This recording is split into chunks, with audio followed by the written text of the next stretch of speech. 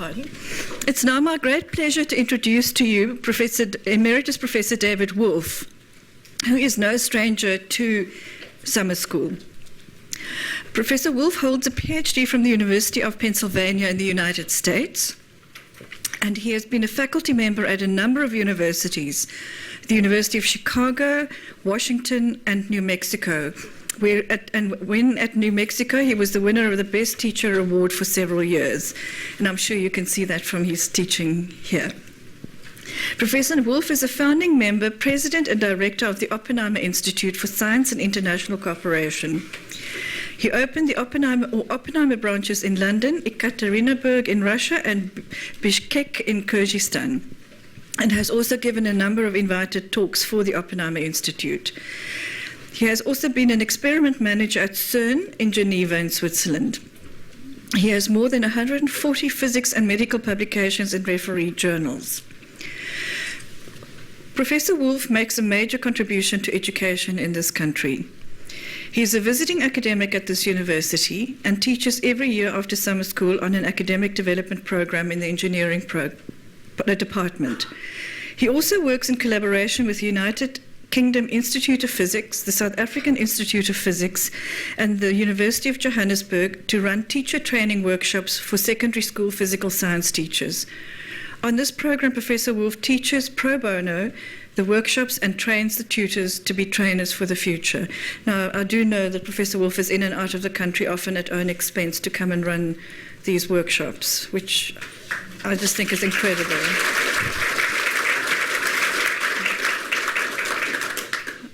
I just think it's a wonderful contribution to this country, and that's not even a South African who's doing this. Professor Wolfe assists in the raising of funds to pay for this initiative. Outside of his working life, Professor Wolfe has a deep interest in classical music and is multilingual. He speaks Swedish, French, German, Italian, and Russian. Please welcome Professor Wolfe.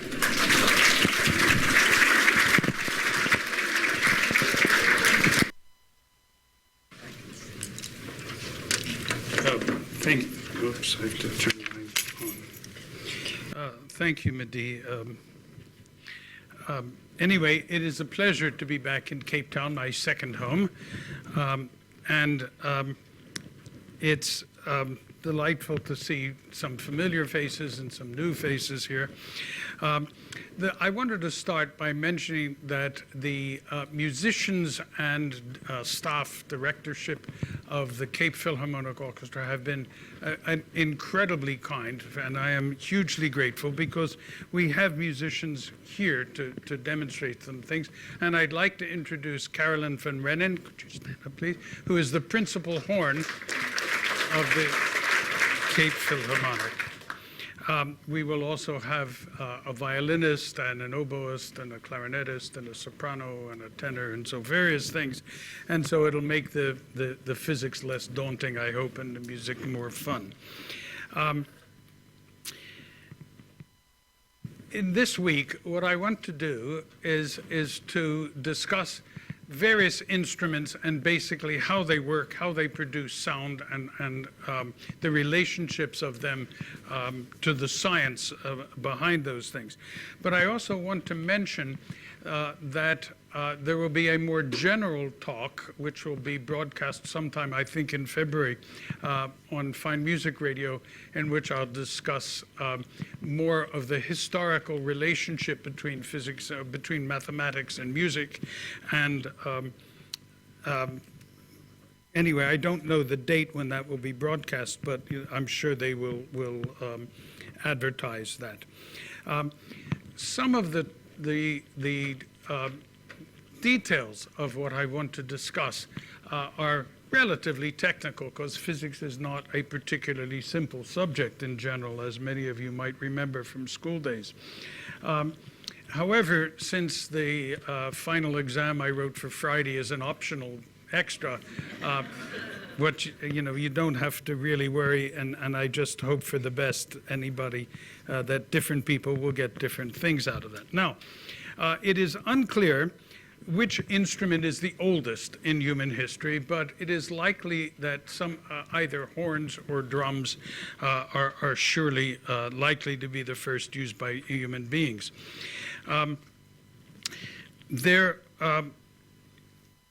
We certainly hear of trumpets in the Bible destroying the walls of Jericho under the generalship of Joshua. All music is based on sound, and sound is based on vibrations and things that oscillate, that change position from one place to another place in some reasonably well-defined manner. In the case of sound, what is moving, what is vibrating, are the molecules of air themselves, which of course we cannot see, although we live in this sea of such molecules. Now, all instruments need a generator, something that can create the vibrations and be the source of the sound.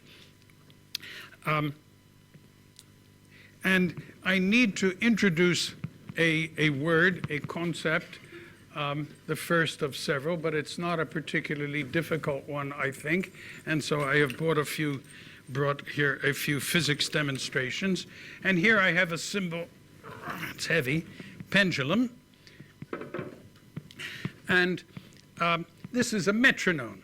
So if I move it to one side and I let it swing, it comes back to the original position. If I measure how many times it does that in 1 second, I call that the frequency. Okay? So frequency is the number of oscillations per second. This is oscillating at about 1 time per second, whereas the sound that of my voice is probably somewhere around 80 to 100 vibrations per second of the air molecules that are striking your ear. Now,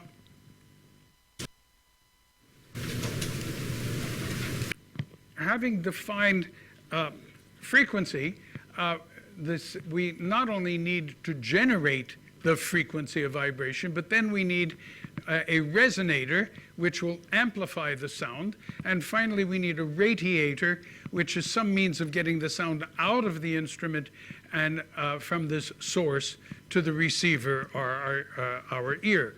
In the case of the human voice, as we will see on Friday, it is various folds in the throat that we call vocal cords, but are not really cords, but rather are folds.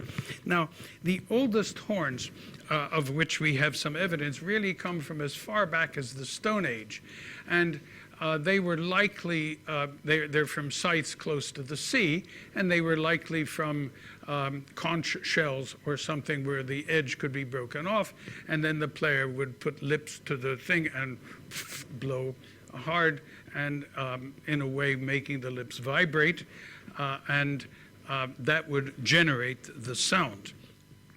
Wood was used as well, and still is, in instruments such as the didgeridoo in Australia or the Swiss alpenhorn. And if in the case of shells, it's obvious that the shell is empty. Animal horns could be used also if the inside could be taken out with hot water or whatever. Wood could be hollowed out either with a fire stick, or a log could be split in half, hollowed out, and then bound back together again. With the advent of metalworking, then sheets of metal could be rolled and folded over to make instruments, or molten metal could be used in a mold to create a metal instrument. And the first instruments were almost surely made of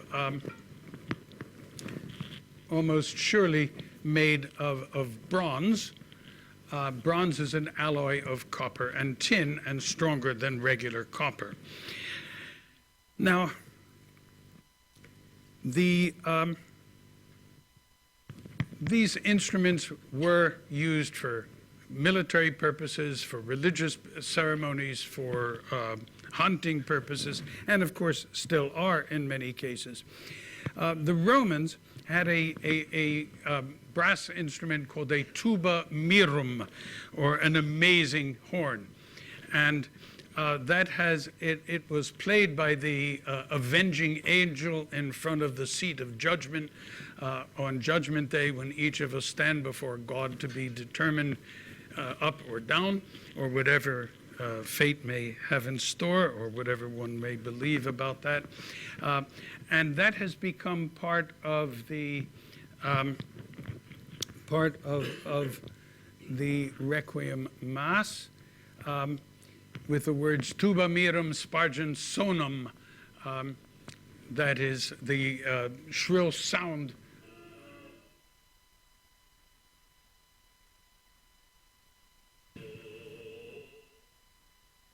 it didn't start at the beginning.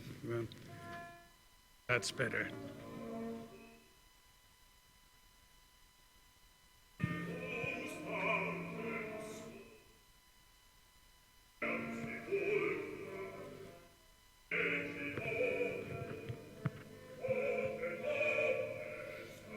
That's Mozart using a trombone, solo trombone.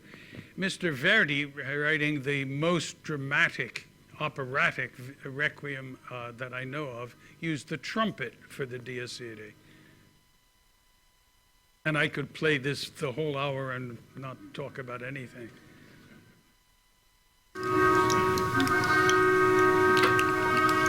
All over the hall if you've never heard this live.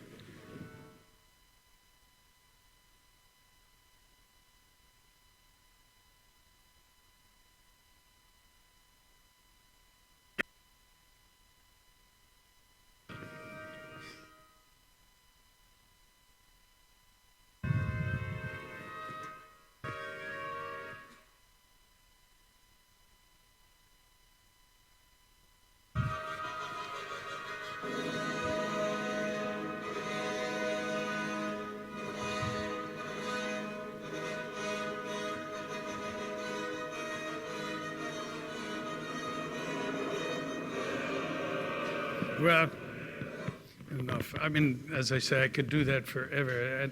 It's one of the most thrilling things imaginable.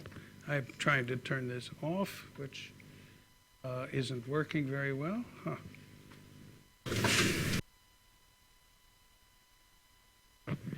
Can I? Why don't I have the laptop? Just have to hold it longer?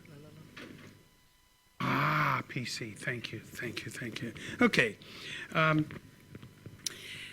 By the Middle Ages, there was a 2-meter long instrument called the buicine, and a half-size one called the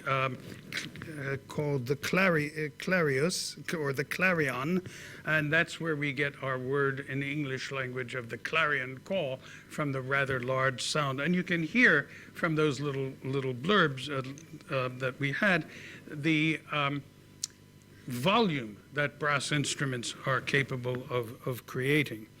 Now, these instruments, the buicine, the clarion, the conch shell, whatever, led to bugles, cornets, horns, trumpets, trombones, tubas, serpents, euphoniums, and sousaphones. In all of these instruments, the generator of the sound is the vibrating lips of the player. But it is physics that determines the resonator, and that's what I want to talk about. The resonator is the column of air inside the instrument. And what is vibrating are air molecules, which are vibrating up and down in some very regular fashion. And we can't see air molecules moving, of course, nor can we, even if we opened the tube, we couldn't see that. But what I have is a similar demonstration here, where I have a spring, which is going to do the same purpose, same job. And I'm going to invite, if you would just stand over here, and I will, you have to hold it rather firmly. And this is an object which can induce vibrations. I use a spring rather than a rope or a string, because the speed with which the the pulse takes place is much slower than it would be in a string. It would go, you wouldn't see anything. But you can see a little bit. And basically what I was trying to show is that if I send a positive pulse down, I put my hand up, that what comes back is a negative pulse because plus and minus add to 0, and he's holding on to that. And if I send more than one down, they overlap sometimes, going down and coming back, and that is called in physics interference. And if I get 2 of them, and they are both positive, then here's the pulse and reflection. And if I have 2 of them which are both positive or both negative, they add up. I call that constructive interference. And if I have a positive and a negative, they cancel. I call that destructive. But what I really wanted to show you is this. If I get the frequency right, I can make a single wave like that, and if I can, I'll try to double the frequency. Yes, there we go. And I can make a wave which is half the size and twice the speed with which I'm moving my hand. Okay? These are called, as we shall see, standing waves. Thank you very much, young man.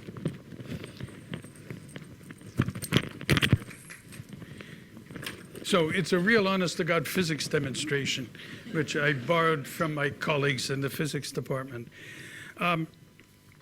Now,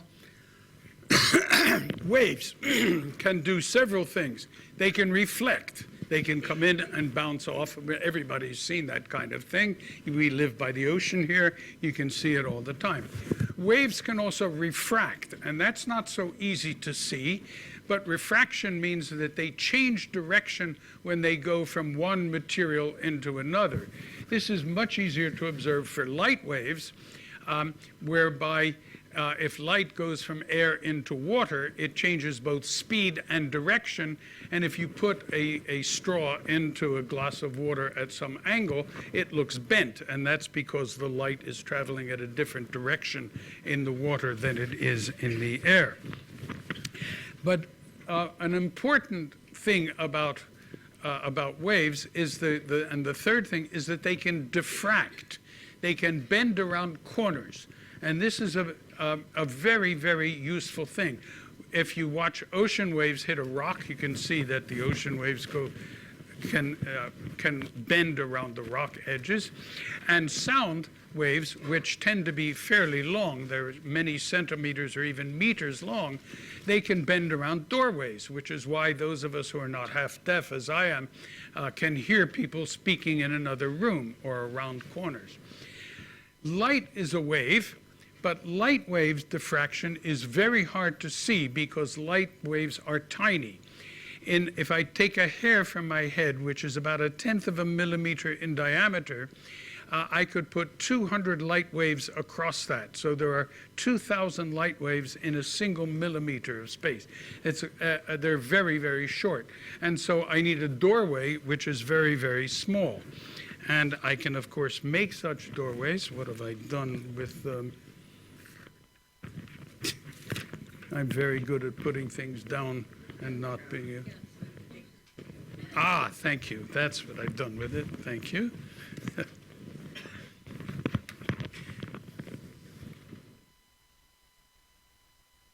Yeah, here we have water waves at the top, and you can see the size of the wave from light to light to light to light, and then you can see the size of the opening.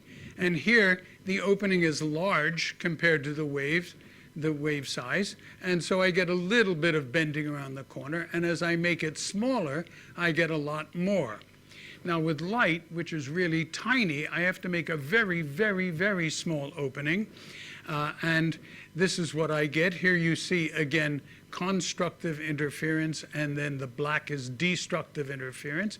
And Blue light, which has a shorter size than red light, gives a different pattern in the same size hole. So this is another phenomenon that waves can obey.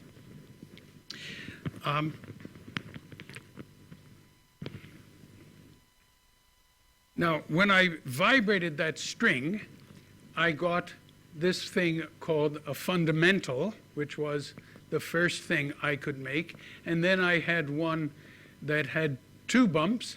I could, if I were good enough at that, I could make 3 bumps or 4 bumps or 5 bumps or 6 bumps or as many bumps as I could possibly want. These points, which are fixed, notice that in the case of 2 bumps, the middle point does not move. These are points which do not move. They are not displaced from their original, so I call them positions of no displacement, or nodes for short. And if I have 1, 2, 3 nodes, that defines what I call a wavelength. So now we have 2 definitions. We have frequency, how many times per second something vibrates, and we have wavelength, the space between 2 nodes. That's a half wavelength, that's a full wavelength, that's a wavelength and a half, 2 waves, 2.5, 3, etc.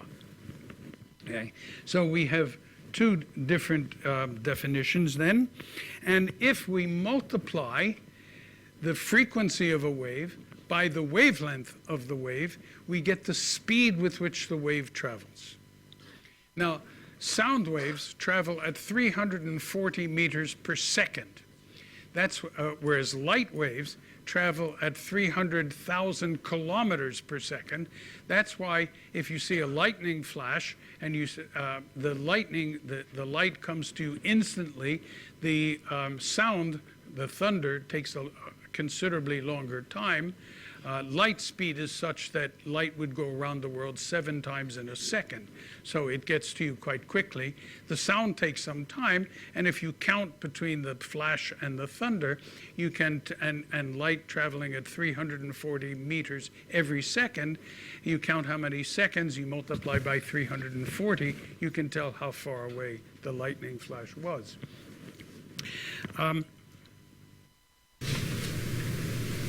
Now,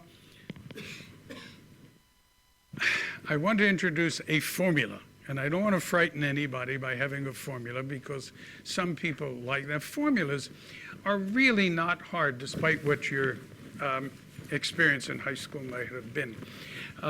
Formula is a sentence. It's a sentence in mathematics, and it's a brilliant sentence because, unlike language, you can't misunderstand it. You can't... You know, I heard a wonderful joke the other night about where Trotsky wrote to Stalin and said, "You are right, I am wrong." Now that can be read as "You are right, Mr. Stalin, I am wrong." Or it can be read as "You are right, I am wrong. Are you kidding?" So language can be misunderstood. Mathematics can't. If you misunderstand an equation, it tells you you've made a mistake. So I have here several formulas. I use the Greek letter lambda, L, for wavelength, and I have F for frequency, and if I multiply them together, I get the speed with which the wave goes. So if I take concert A in the concert hall, which is 440 vibrations per second, and I take the speed of sound, which is 340 meters per second, and I divide this 340 by 440, I get 77 centimeters for the wavelength of the signal A. So it's big, that's why it bends around corners. Now, in the 17th century, a Frenchman named Mersenne invented this formula that tells me the frequency of a string. And the important things are, it depends on the length of the string, or the spring in my case, and it's inversely proportional, that is, it occurs in the denominator, so the longer the string is, the lower the frequency. It also depends on the tension in the string, but on the square root of the tension, so that I would, in order to double the frequency, I'd have to quadruple the tension in the string. And it depends on the mass or thickness of the string, the weight of the string, if you will. But physicists prefer to take the mass and divide it by the length to get mass per meter. And we use the Greek letter m, mu, or me, if you're Greek. And that's also inversely. But I'm going to show this every day because I love this formula, but that's okay. You don't have to love it to understand. Now, so much for strings, but what in the world does this have to do with wind instruments? Okay? Because, and this really astonishes me, a string that is fixed at both ends is like an air tube vibrating that is open at both ends. And so I just have another picture of all these different waves. But here I have two tubes, one which is open at both ends and one which is open at one end and closed. And this is a complicated slide, so let me spend a little time talking about it. This red curve is the air pressure inside the tube, okay? And what I'm claiming is the air pressure in an open tube is 0 at the ends. Now, the reason I say that is for the following. What's outside here is air, okay? The atmosphere. And the atmosphere is some number. And inside, I mean, there are air molecules zipping around out here. We'll talk about that later. But inside, the air molecules are moving up and down in this nice string way that we saw here. They're moving like this, up or this way, etc. Now, the pressure inside this tube is either greater or less than atmospheric. But atmospheric is unchangeable. It stays that way all the time. So it's a constant, and I can subtract it off, and I'll call that constant 0. I don't have to call it 1,000 millibars. I can call it 0. So if I call it 0 and I subtract the pressure inside from the pressure outside atmospheric, then I get some number either plus or minus. And so I call the atmosphere 0 pressure, and then it's just like a string that is fastened at both ends, this column. On the and so I can get this fundamental, I can get this harmonic or overtone, I can get this one, I can get this one. But what happens to the actual molecules themselves is shown in the blue curve, because the molecules themselves are free to run in or out of here. They're going like mad at the ends, and so they are doing exactly the opposite of what the pressure is doing. And whoops, I didn't mean to do that. They're doing exactly the opposite of what the pressure, and that's more complicated. But the reason I show that is because in a closed tube, the molecules cannot move at the end. They bounce here and stop and reflect back. So they are fixed at this end, and so I get not a half a wave, but I get a quarter of a wave in a closed tube. And so an open tube is just like a string, but a closed tube, and a brass instrument looks to us like a closed tube because the mouth is at one end, and it's not, as we shall see. It's very tricky. So what this means, however, is I can get in a closed end tube a quarter of a wave, 3/4 of a wave, but I can't get half or one, and so a closed end tube is missing a lot of information, and it doesn't sound as good as an open tube. That's very complicated. I'll come back to that slide occasionally, but again, it doesn't really matter terribly much. That tubes which are open at both ends can make a sound is apparent to many people in the Western Cape. If you have a chimney and the wind blows, as it often does here, sometimes chimneys will make a sound. They will moan at a very low frequency. At a low frequency because they're long. They're not cylindrical generally, but they are still long pipes, basically. One of the demonstrations I tried to do but doesn't work, that's partly a definition of physics, that, you know, if it stinks, it's chemistry, and if it doesn't work, it's physics. Is I tried to take a tube and blow across the top of it to make a sound. And you can if you get the right size tube, and I'm still looking. So I tried it with a roll, a kitchen towel roll, but I couldn't blow hard enough. And then I tried it with a hairdryer, but that made so much noise that you couldn't hear whether it was moaning or not. The reason I wanted to do that is because if you can blow across the top, and it is a tube that is open at both ends, then you hear a given note. But if I put my hand at the bottom and I blow across, the note will drop an octave. So it would go from thum, thum, go down an octave. And that's because I get not half a wave, but a quarter of a wave. And that's a significant problem, again, that we shall see. Now, again, what we see from this picture is that a tube that's open at both ends acts just like a string that's tied at both ends. And if I have a string tied at both ends, it's clear to me why it's zero at this point. But why should air molecules be zero at that point? And that's not so hard to understand if you think really about what happens. Because a molecule is zipping around inside the tube, and it gets to the end. Well, it can go out if it wants, right? I mean, it doesn't care. There's nothing to stop it. So it goes out. But if molecules flow out of the tube, then the pressure inside goes down a little bit, and air will come back in to compensate. So if this gets too big and air goes out, air comes back in. If it gets too low, air comes in. And so it maintains zero at the ends. Okay, so I hope that makes perhaps a little bit more sense.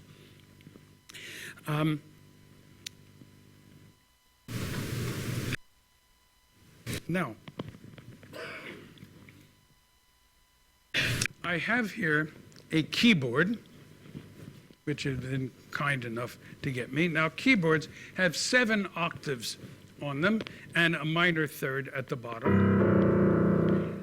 And so I've got this C, which is the first one. I'll call that C1, C2, C3, middle C, C4, C5, C6, C7, C8. Okay, and I give them names. Now I'm going to start with C2. Okay, and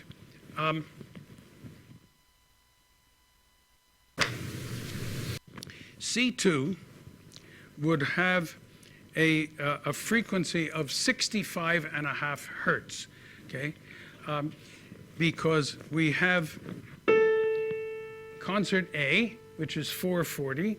We have C.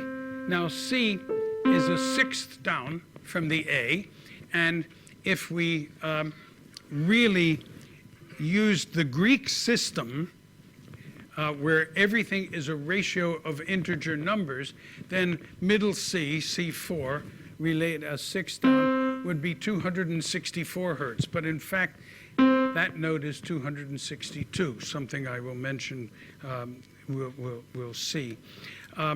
So if I look at C2 at 65.5 hertz, that number is, which reminds me, I have, I think, another sound file somewhere. Yes. Well, soon, coming. Yeah.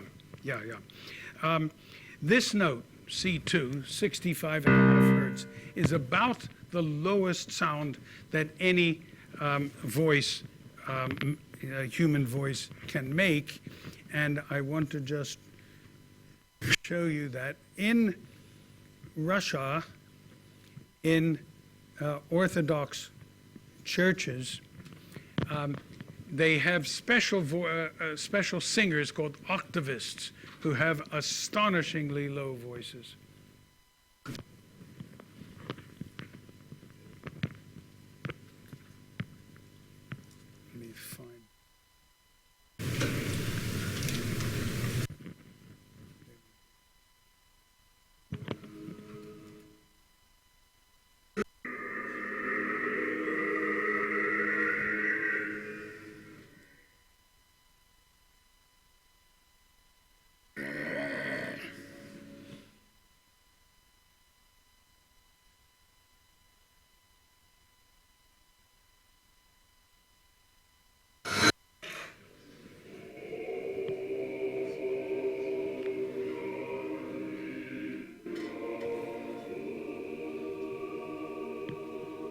That's just amazing to me.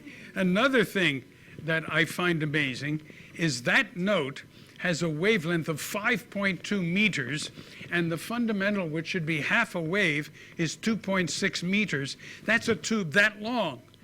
You need a human being about 9 meters tall in order to have a throat length of that length. And how do they do that? Well, singers, as we shall see on Friday, have a special way of learning how to lower the larynx so that they can make lower notes than you or I. That's about as low as I can get. But those guys are just amazing, and they study for quite some time. Now, so let's look at the waves I can have. I can have this fundamental, which is C2, I claim. And then the next one is twice that, C3. But then I've got this wave.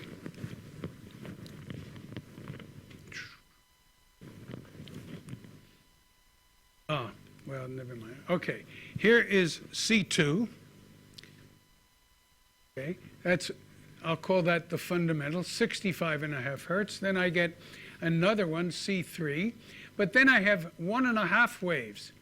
And what note is that? That's the ratio 3 to 2, the ratio of this frequency to that frequency. And that's 1.5 waves. The ratio 3 to 2, or 1.5, is what we call a major fifth. So I go from C3 to G3.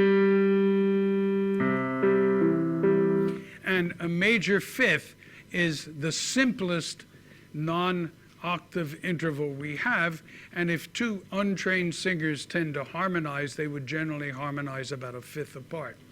Then I have 2 full waves, that's middle C, and every even number 2 is a C.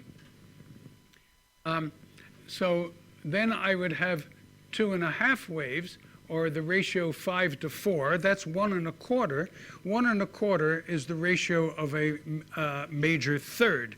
So I go from middle C, C4, to E4. This was, until about the 14th century, considered an immoral interval.